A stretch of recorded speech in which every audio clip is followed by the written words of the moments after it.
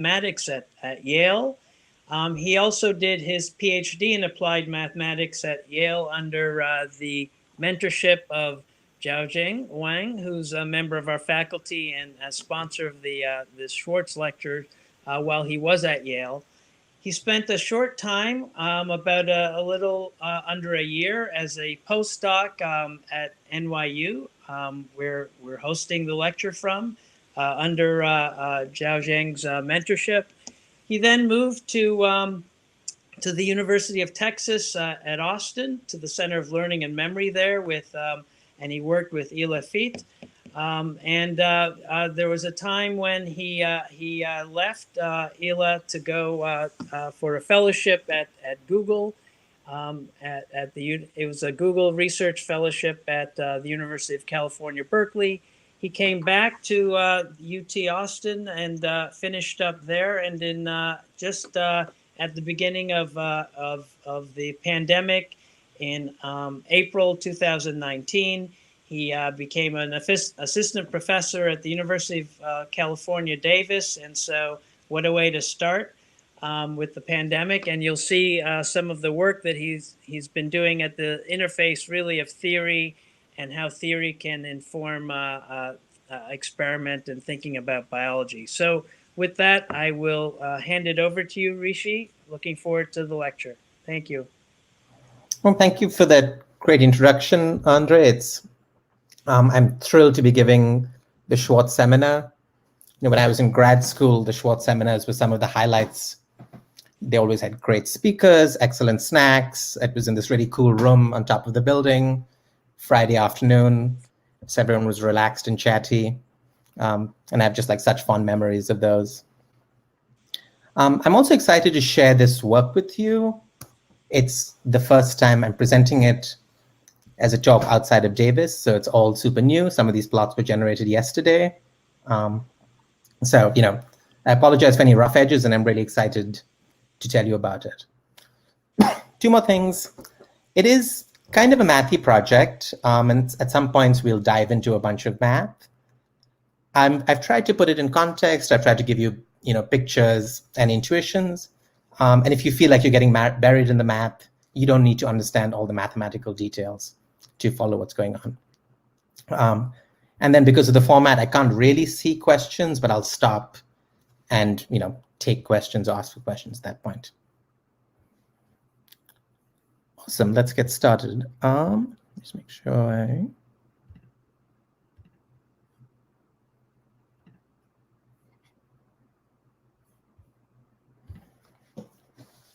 Cool, do you see my screen?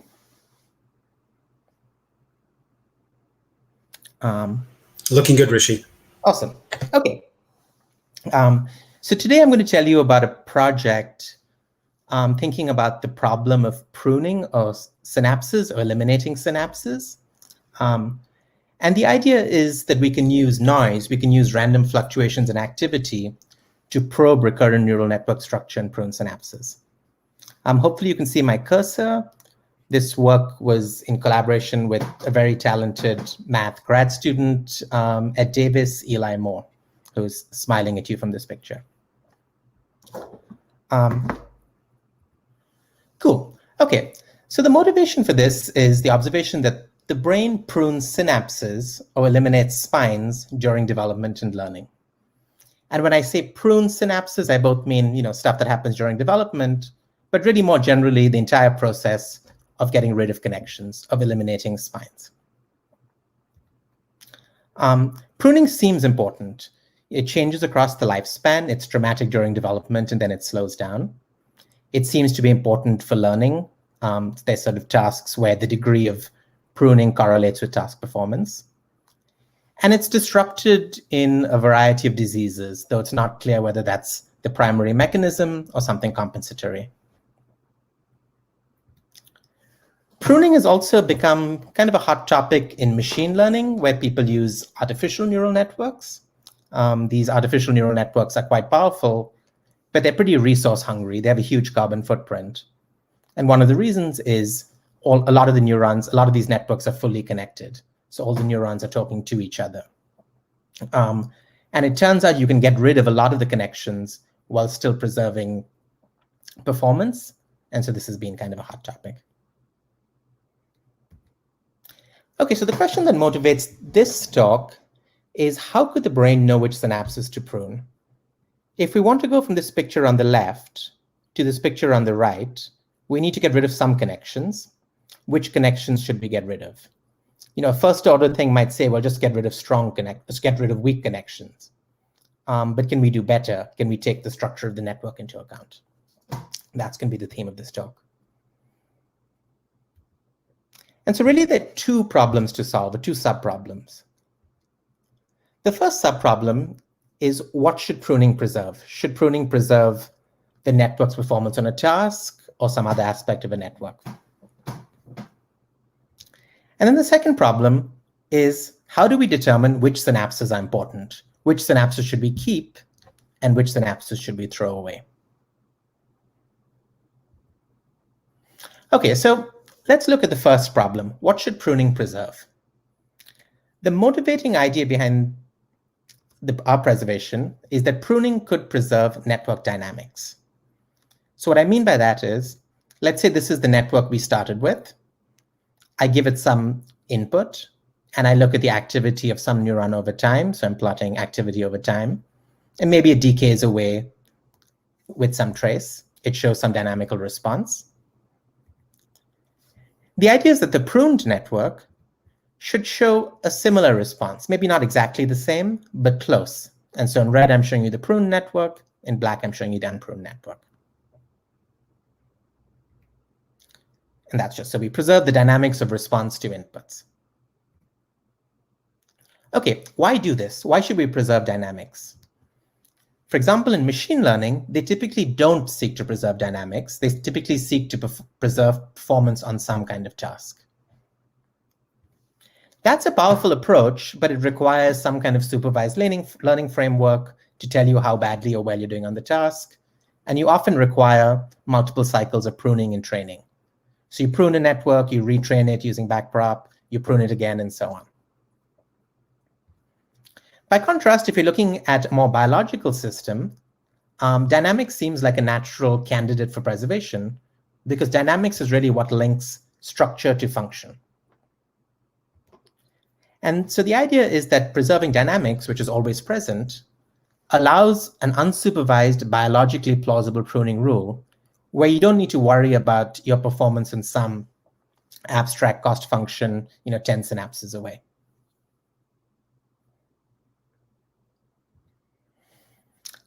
The second question is, which synapses are important?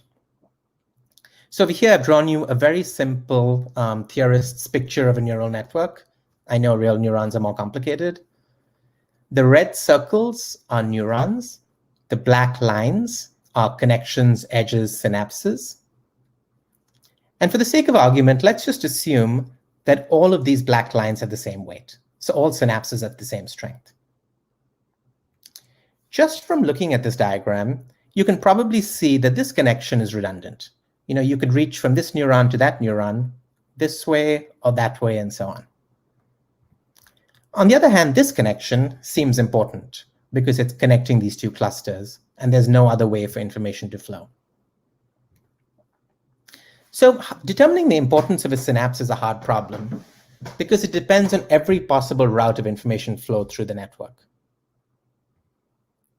And so the question is, well, how do two neurons sitting somewhere deep in the brain, how do they figure out their indirect connections?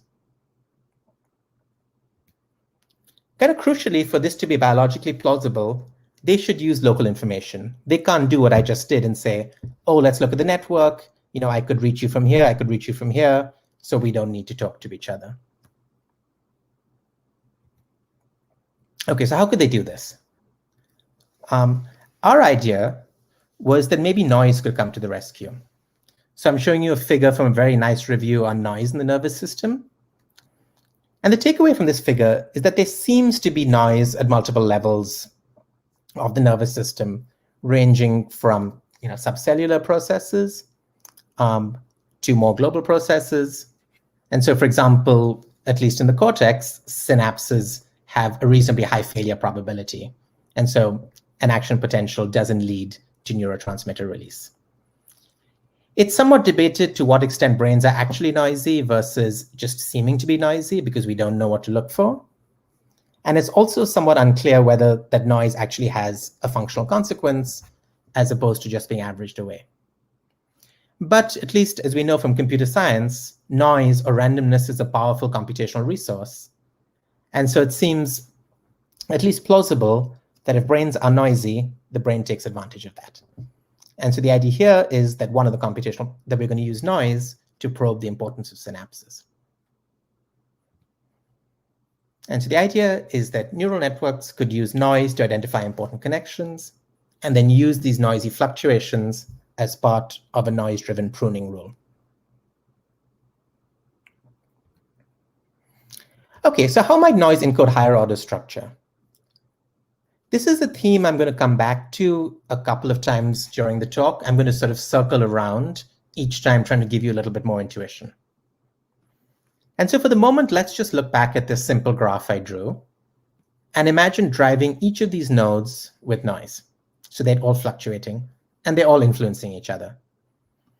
If all the connections are excitatory, then you would expect that even if all of these synapses have the same strength, these two neurons are going to be more correlated than these two neurons, simply because of all the other ways they can influence each other. And so correlation reflects indirect connections in some ways. And what I'm going to do through this talk is formalize this intuition into a pruning rule and actually prove that it works.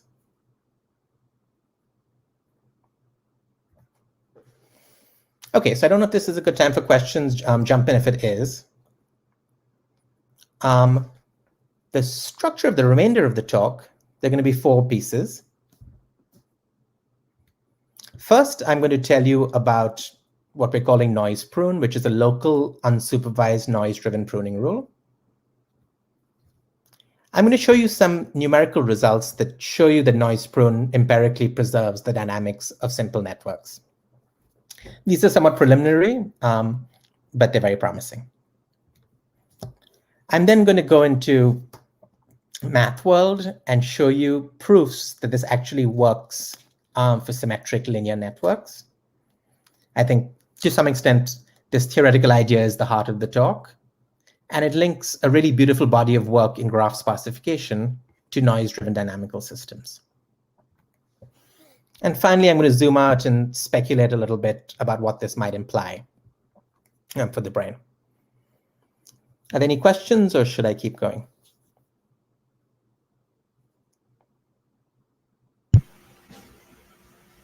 Good for now, Rishi. Awesome. Then I will keep going. Okay. Keep going. Thank you. So we're going to start with a simple linear model of neural dynamics. And so we have this equation here, which is a differential equation describing how the rate of some population changes. So x is a firing rate vector, x1 is the firing rate of the first neuron, x2 is the firing rate of the second neuron, and so on. We're simplifying away from spikes here. W is the connection weights, or the synaptic strengths. And so W tells you how much, for example, neuron 2 affects neuron 1. Again, synapses is more complicated. This is an abstraction. This minus I represents intrinsic leak, meaning that if you're not getting any input, your activity should decay away over time. And tau is a membrane time constant. And so this differential equation tells you that the rate of change of firing of the neurons depends on the input they get from the other neurons in the network, some external input, and some leak. And you can agglomerate these two into a single matrix A, which is just W plus something along the diagonal. We've developed most of this for linear networks. The theory works for rectified linear networks too, though I won't talk about that today. And in principle, the rule we generate is quite general. You could apply it to any network. We just haven't done that yet. Okay, so we've taken a simple linear network and we drive it with white noise input. Or For the aficionados, you can also use Ornstein-Uhlenbeck input with a short correlation time. This white noise input represents noisy fluctuations, maybe coming from background input, synaptic failures, and so on. And again, if you're a theorist, this is something very common to do. You put in this noise term to summarize all of the random fluctuations that happen in neural networks. White noise is the simplest case, but again, as you'll see, the idea is quite general. Okay, so here's the pruning rule. We have our linear network, which is being driven by white noise. We compute the noise-driven covariance. The covariance is just a regular old covariance. It measures how much these neurons go up and down together. You could measure that, for example, by coincidence spikes within a certain window, if you wanted to have a more realistic rule. And then the crucial term in this pruning rule is a probability, which we define for each synapse. So ij tells you which two neurons are involved in the synapse. Pij is the probability associated with that synapse. Wij is the weight of that synapse. Cii and Cjj are the diagonal terms of the covariance matrix. And so these are just the variances of the ith neuron and the jth neuron. And importantly, there's this negative 2Cij. There's this negative covariance term. And so Pij is the probability to keep a synapse, and that depends negatively on the covariance. And so the pruning rule will either keep a synapse with this probability, or you throw it away with 1 minus that probability.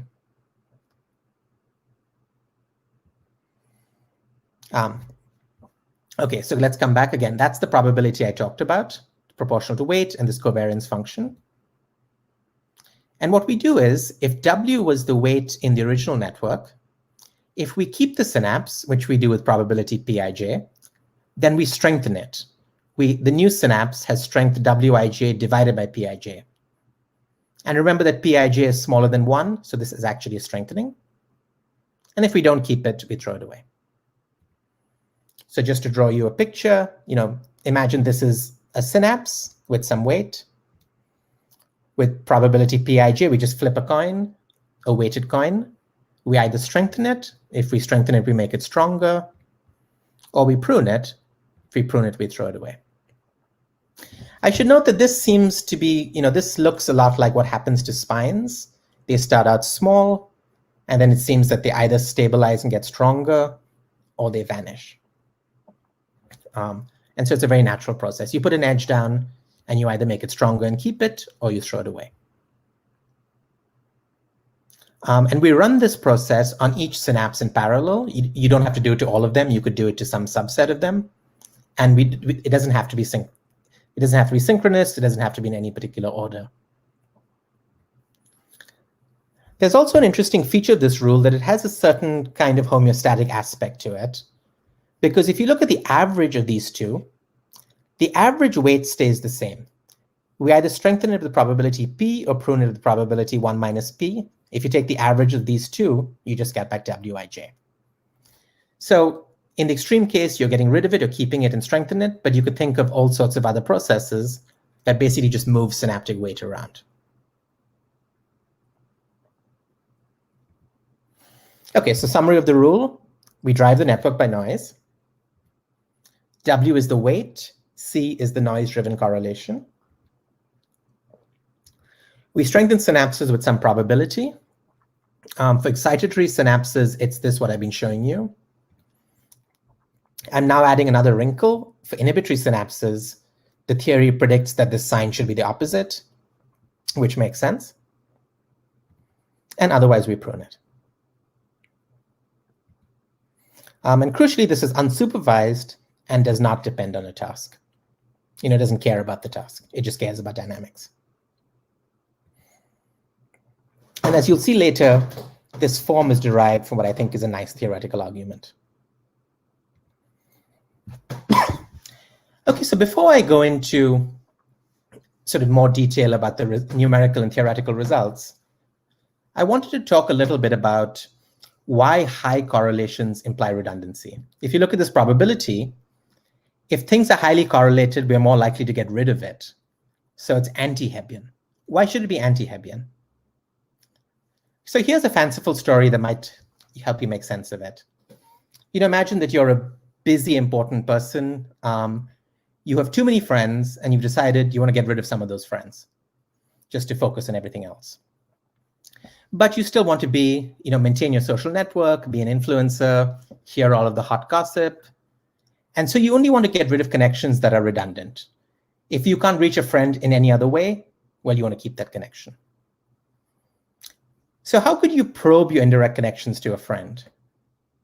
Well, one thing you could do is you could spread a rumor about them, hopefully a really salacious rumor, and see how distorted it is by the time they hear it. If they hear it really quickly, and they basically heard exactly what you spread about them, that implies that there are lots of strong indirect connections between you. There are lots of mutual friends, lots of pathways for information to flow. And so you can get rid of that connection. It's redundant. On the other hand, if they don't hear it till 6 months later and they hear something completely different, that's a sign that, well, maybe that connection is important because you have no other way to reach them. Or another way you can think about it is you can imagine neurons playing a game of telephone, just like passing messages to each other. And if messages are faithfully relayed, like over here, well, that again means that there are lots of indirect connections. But if the message changes a lot, well, maybe it had to go through lots of steps. Maybe there are not many indirect connections.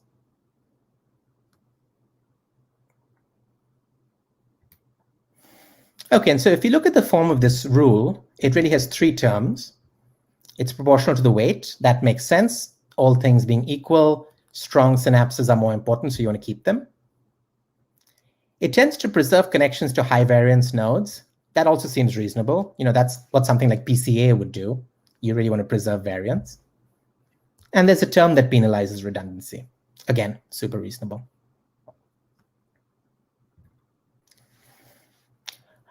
Okay, before I go on, are there any questions? Still clear, Rishi. Awesome. Okay, so that was the rule. I'm now going to show you some empirical results. These are preliminary, and then I'll move on to proofs and implications. Okay, so a natural test bed to apply these is to clustered networks. So I'm showing you a network that has 3 clusters with strong connections within a cluster and weak connections between clusters. These could be long-range connections, but it could also be cell assemblies where things are tightly interconnected and then have some cross connections. And the idea is that when you drive this network with noise, well, these synapses should have high covariance and these should have low covariance. This little matrix here is the weight matrix. Each of these squares corresponds to one cluster. So the columns are synapses from, rows are synapses to neurons. And you can see you mostly have connections within a cluster along with some long-range connections. And there also I've added some strong connections just to highlight what the rule does to them. Now we drive the network with noise, maybe you're asleep. And as you'd expect, if you look at the covariance matrix, you see the clustered structure jump out. Next, we compute this difference of covariances term, this variance plus variance minus twice covariance. And if you look at what it's doing, it's really pulling out these connections. And finally, when we put them together to get our probabilities, you see that the rule really identifies important synapses. It identifies the long-range connections, and it also identifies the strong within cluster connections. And so now if we're going to probabilistically sample from this network, these synapses, we'll tend to preserve all of this, and we'll probably get rid of a bunch of these. Okay, so over here, I'm showing you the response of one of these networks just to random input. We give it a pulse of input, different values at different nodes, and watch it decay away. On the right, I'm showing you the activity of 2 sample nodes over time. So the black wiggly trace shows you what the original network does. And red shows you what this noise prune rule does. And encouragingly, noise prune is pretty close, not exactly, but it's pretty close to black. As a control, we also considered a pruning strategy that ignored this covariance term and just prunes stuff based on weight. So we say we tend to keep strong synapses and we tend to throw away weak synapses. This is often done in machine learning, for example. And we find that that does much worse.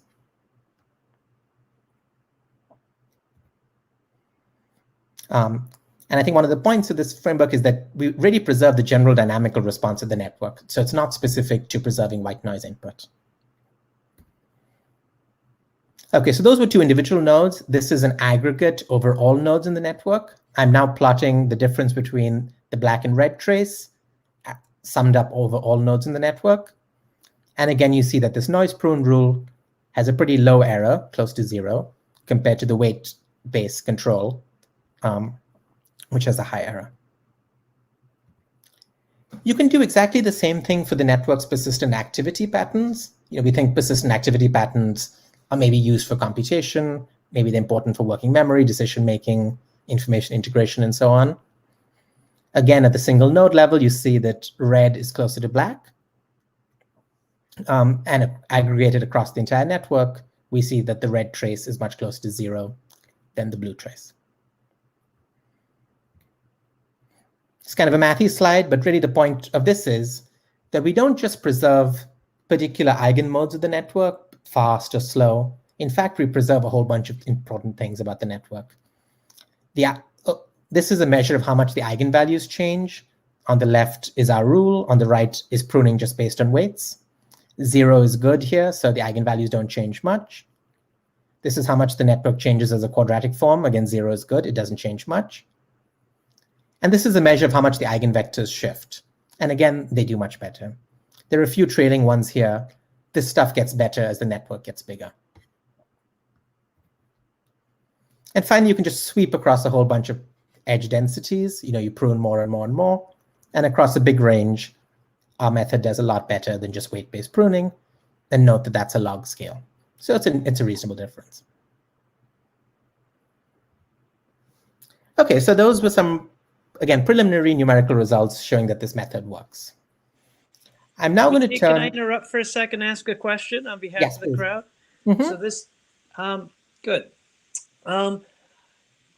The question is this. You said that it does not depend on the task, that is the weight matrix, but correlations depend on the network dynamics. For example, correlations between two nodes are different if considered in resting state dynamics or in task dynamics. So it seems to me that the pruning eventually depends on which type of dynamics you're considering. Is that correct? Yes, that's correct. So the pruning depends on which type of dynamics you're considering to generate the probabilities. You can think in some ways of white noise as being kind of the null case. If you use white noise, if you just drive the network with noise, you basically try and preserve as much as possible. It's like an unbiased prior.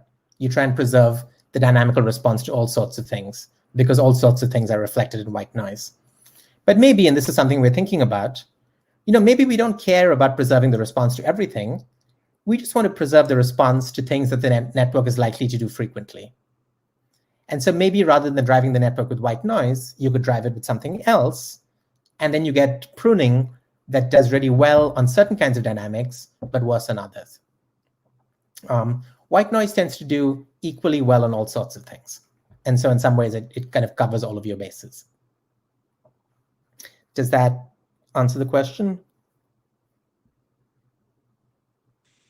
I think so. I'm going to ask one more since we've paused. This one's from Arrow. The previous one was from Gino Del Ferraro. So Arrow asks, I'm wondering why pruning should be a direct function of covariance entries. Connectivity in a Gaussian random field is determined by the precision, that is the inverse covariance matrix. The non-zero precision entries indicate the connections. So, can we view your pruning rule as the gradient of a sparsity measure on the off-diagonal entries in the precision matrix? Might have to repeat that. So they're kind of two, I guess, So the kind of precision versus covariance connection, I think, is very prescient. You'll see that in a moment. Really what you do is you derive a theoretical argument. It turns out you need both a matrix and its inverse. And then much like in a Gaussian, the relationship between connectivity and covariance is that of an inverse. You'll actually see the same relationship come up a little bit later in the talk. And that should hopefully clarify why you have both weights and covariances. The second question about the gradient of a sparsity measure is very interesting. I don't know. I'd have to think about that. But that seems kind of an interesting direction to think along. And please ask me this weight covariance question again once we talk about the theory, in case it still is unresolved.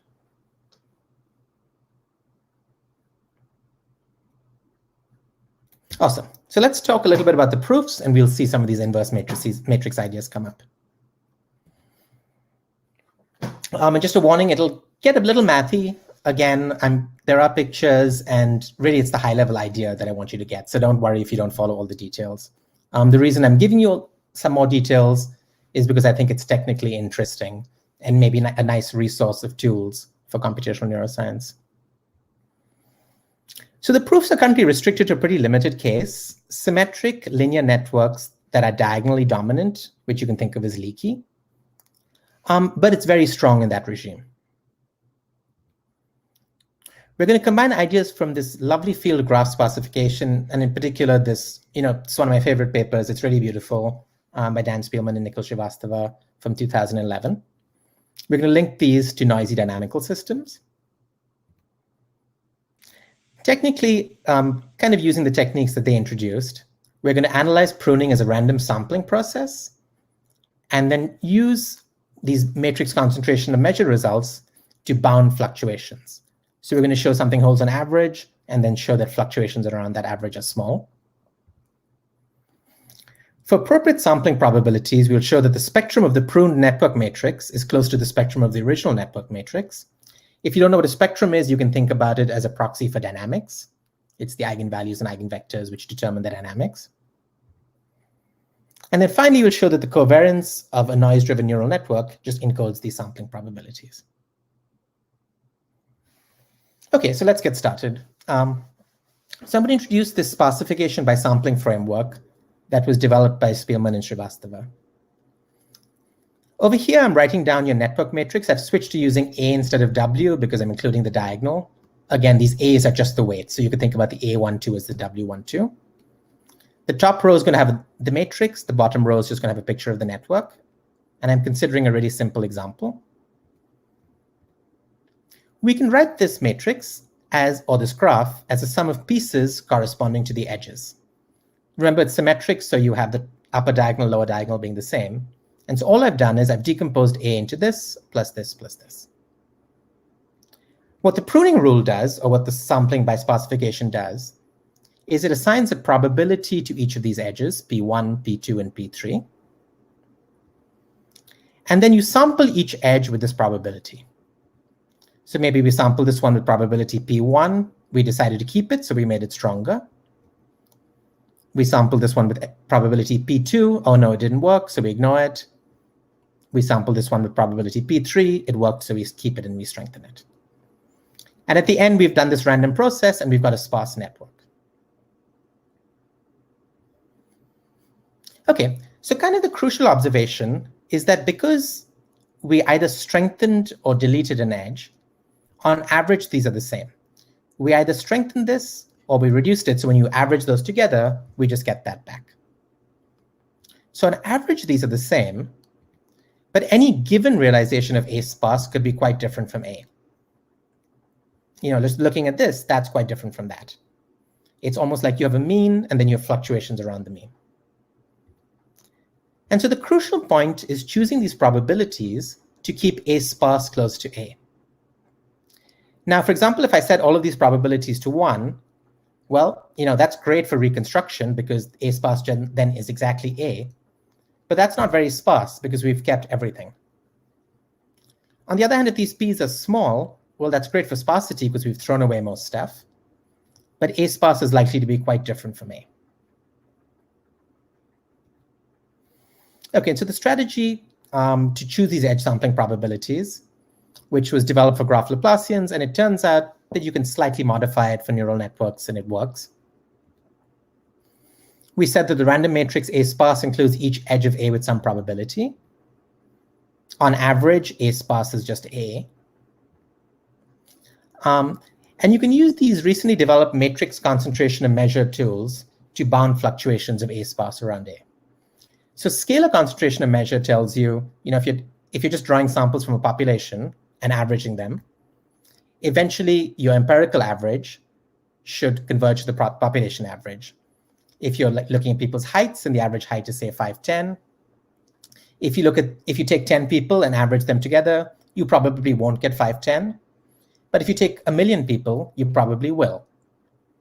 And concentration inequalities tell you how fast you converge to your average. There's been a bunch of interesting recent work extending these ideas to matrices and showing how sums of random matrices converge to their averages. These inequalities give you a way to choose optimal probabilities, choose probabilities that saturate the bound. And this gives you a set of theoretical guarantees. So this is going to get quite symbol heavy, but I'll zoom out in a couple of slides. The results say that if you're given some small number epsilon, and you set some constant k, which depends on the size of the network n as log n divided by epsilon squared, then for each edge, we define these sampling probabilities. Note that these are not the sampling probabilities from noise prune yet. This is the weight, but now we see these matrix inverses popping up. So for each edge, we define the sampling probability. Then we have two things. The first thing is that with high probability, our sparse network is close to our original network, with closeness measured by this object that I'll talk about in the next slide. And the sparse network is actually sparse. The average number of edges is only 4n log n over epsilon squared. And in a dense network, you would have n squared edges. Okay, so we carry out this process, we get something that's close and something that's sparse. The closeness is measured by this notion called spectral closeness that was introduced by Spearman and Srivastava. Also, Halloween's coming up, so it felt appropriate to put a ghost there for the spectra. So I said with high probability, A sparse is close to A, meaning that this is true, that this dot product like object, or this Rayleigh quotient, bounds the difference between A sparse and A. There's actually a lot of information packed into this object. It basically tells you that all the eigenvalues, eigenvectors, and much of the linear dynamics of the sparse network are all close to the original network. For example, by the Courant-Fisher theorem, all the eigenvalues of A sparse are within epsilon of the original network. And so this is much stronger than just a low rank approximation. We're not just preserving the biggest eigenvalues, we're preserving all of the eigenvalues, which is why this notion is quite powerful. And the network can be very sparse. We go from n squared edges to n log n edges. And again, remember the epsilon is this measure. And so that tells us that if we fix epsilon, as n gets bigger and bigger, the number of edges we need is a vanishing fraction of what we started with.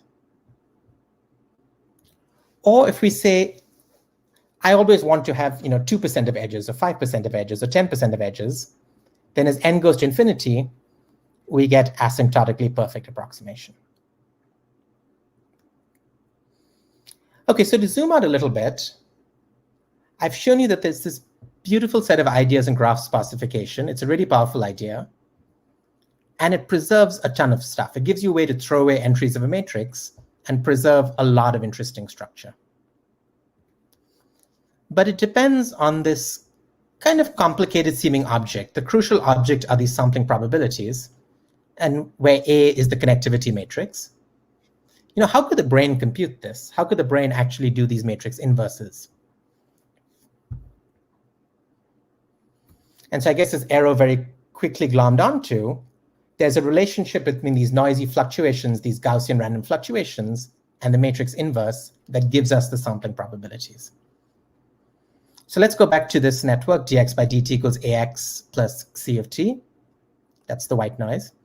We compute the covariance matrix. That's just the expectation of these products. Okay, so you can analytically solve for the covariance matrix of a noise-driven dynamical system like that. This really is just a Gaussian. And C is the solution to what's called the Lyapunov equation, which is this equation here. And in the simple case that I've written down, we just have this relationship. If A is a normal matrix, then C is proportional to the inverse of its symmetric part. And if A is symmetric, then C is just the inverse of A, well, up to a proportionality factor.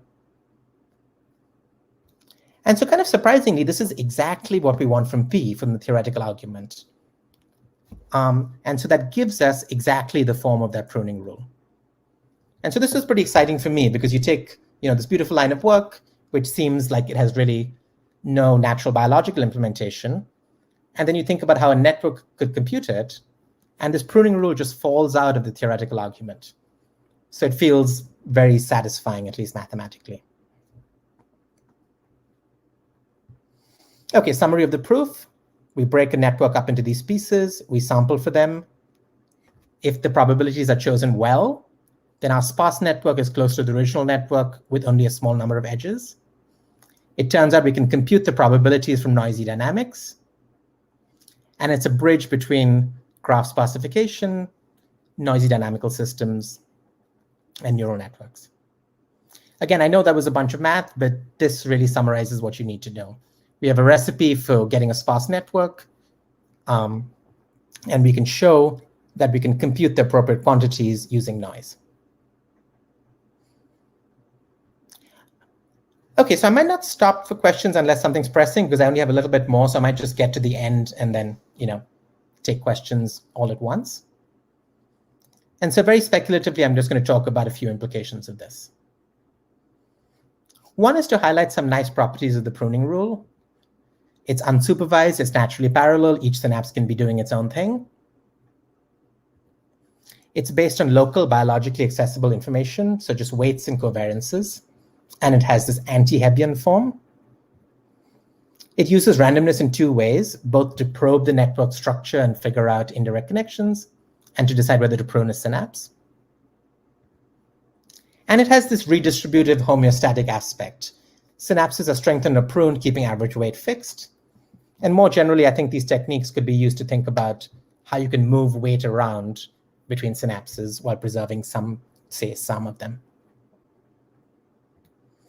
Okay, and so it suggests that one strategy to solve this question of how do we learn a sparse network that performs a task? That's a hard problem. Well, maybe you don't do that. Maybe you separate it into a learning epoch and a pruning epoch. The learning epoch is task-driven. The pruning epoch is task-agnostic and homeostatic. The learning rule just adds synapses greedily wherever they might be useful. It doesn't worry about efficiency. The pruning rule removes synapses while trying to preserve existing network dynamics. The learning rule is Hebbian. The pruning rule is anti-Hebbian. Learning may be reward or error-driven. Pruning is unsupervised. This could be happening in separate epochs. Maybe, for example, this is happening during sleep. Kind of even more speculatively, some features of the brain this rule might connect to. There's a lot of noise, especially during sleep. For example, I was recently looking at some head direction data from sleep from the Bujaki lab, and everything just looks noisier. There are these observations that spines tend to start small and either grow and stabilize, or they vanish. There's some intriguing recent observations of seemingly random drift in spine size. And I didn't really talk about this, but it turns out that the probabilities are best computed when the network is in a pretty leaky or diagonally dominant regime. And one way to get that is actually just to sweep excitability of the network. And you see these kinds of sweeps of excitability during sleep, I think. And so this might connect to that. Okay, so just to summarize, I've shown you how noise-driven fluctuations encode redundant synapses in a network. I introduced this pruning rule that prunes synapses based on weight and covariance. The proof links ideas from graph sparsification, particularly this beautiful paper by Spielman and Srivastava, to noisy dynamical systems, and suggests that maybe anti-Hebbian pruning epochs could alternate with Hebbian learning epochs. Awesome. Thank you, and I'll take questions now. Rishi, that was terrific. Thanks. One question that came up fairly early by Colin Bridenberg is, can prune synapses be restored? How do you avoid losing all of your synapses eventually? Yeah, so I think about this in kind of two ways. One is that you don't need to do this pruning rule on everything. A natural thing is to say, let me run this pruning rule on new synapses. You start with your small spine, you either consolidate it or you remove it. So maybe post-learning, you tag synapses in some way, and you run this pruning rule just on those. The second thing is you have the pruning, but you also have the learning. And if you remember, the pruning depends on the covariance as an anti-Hebbian term. The learning depends on the covariance as a Hebbian term. And so they will act to counteract each other. And so if for some reason you lose a synapse because of this, based on the pruning rule, well, if that has a high covariance, it could come back. But really I think about this rule as applying mostly to new spines as opposed to everything. But also I don't know. So thank you. If we relax pruning to just weakening synapses, rather than getting them to zero, non-existent, they just weaken, and couple this to the learning that you described at the end, can you see this as a way of regularization to help the network not overlearn something and overfit the experiences? Can you comment on that and its utility? That's a good question. So for the first part, these techniques pretty naturally generalize to strengthen or weaken. There's nothing special about going to zero. We haven't thought too much about what that could be doing functionally. I think regularization is a very interesting idea, and it's something I'd love to think more about. But yeah, I think that's a fascinating direction. I don't have a good answer for whether it could be used to do regularization. I do know that the techniques would apply. And so at least it gives you a handle. And I think one of the hopes is that these techniques can be used to think about other problems or other aspects. Okay, thank you. I see a question in the chat, and it's my opportunity to admonish Dick Chen for using the chat for the question. But it looks like a good question, so I'll read it anyway. Could you say something about inhibition, which you mentioned briefly, in terms of the sign of Cij term? Was that carried through all the way? Yeah, so kind of for pedagogical reasons, I mostly talked about excitatory synapses with the negative, but it turns out exactly the same framework, the inhibitory opposite sign just falls out too. And if you kind of run through the proofs, you're basically breaking up your matrix into sum of rank 1 pieces, and you have a plus sign for excitation.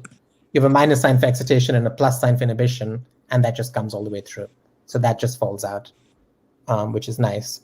In a symmetric network, you don't have to think about whether it's E to I or I to E. It'll be interesting to think about what one does when there's synapses between excitatory and inhibitory networks or vice versa. But yeah, as of now, just in the symmetric network, it just falls out. Thank you. Any other questions? Okay, so I'll ask one more question. This is riffing on a discussion that we had a little bit earlier today. As it concerns specific synapses and their biochemistry, are you aware of the actual dynamics of synapses, single synapses, whether they are binary in their strength? Are they variable continuously? Is there anything about the biology of synapses that was used to inform the refinement of the theory, or is it just your intuitions? So far, this project kind of sprung up from a theoretical idea, and it's been becoming more biologically refined as we go on. And so in this strengthening versus pruning, and if you strengthen, you tend to drive it to a constant state. That came out of a theoretical intuition, but kind of, my next job really is now to take these ideas and kind of like go work my way through the literature and actually try and put it in contact with what's actually happening. But it started in kind of abstract world and it's been becoming more biological. Great. So we have about 1 minute left. We have freedom to continue the questions if Rishi is happy with that. So here's one from Horatio Rothstein. How would the story change if you take into account the intrinsic dynamics of the nodes where the properties of the effective connectivity changes are the result of the interaction? So I guess you mean, for example, that if you have a nonlinear network, the effective coupling strength changes depending on how active you are. Or if you have a more realistic neuron, maybe the regime you're in sets the coupling strength.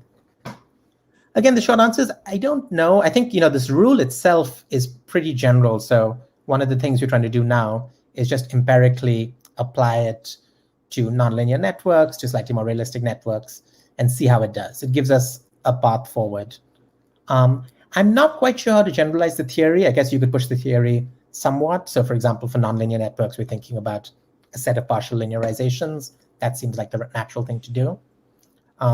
But I think there's just a bunch of empirical, numerical work to be done, trying to characterize it on more realistic networks, where the interaction strengths are not just fixed, but actually depend on state. So I think that is relevant to the next question, which will be our last one. Could you say something about how the results can apply to nonlinear networks? Yeah, so that again, yeah, that seems right now kind of an empirical question. I think maybe one of the encouraging features, I kind of told you that on the theory side, the theory applies to a pretty limited regime, but it's super, super strong in that regime. You preserve all of the eigenvalues and you basically throw away all of the synapses. That seems much too strong for the brain. The brain doesn't want to go down to log n. Log n is basically 0, well, 1. And so kind of the hope is that maybe there's a little bit of theoretical space in between. You don't have to preserve every little wiggle, and you don't have to throw away most of your synapses.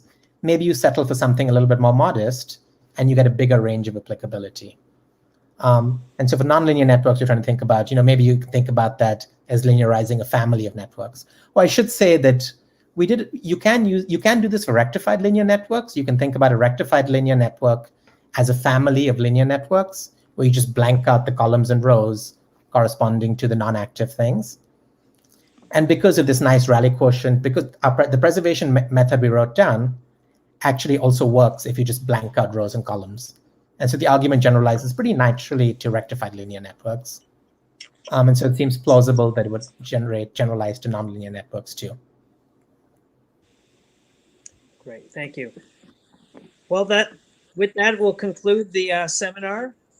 Let's all thank virtually in whatever way we know how to express ourselves. I'll do it on behalf of the community. Thank you, Rishi, for an inspiring talk and really for exploring that interface between the part of biology that we make measurements in and the lack of thinking about how those measurements actually can play out in a way, in a framework that can inform our understanding at other levels. Oh, thank you for that, and thank you everyone for listening. I hope that was fun. Bye all. Bye.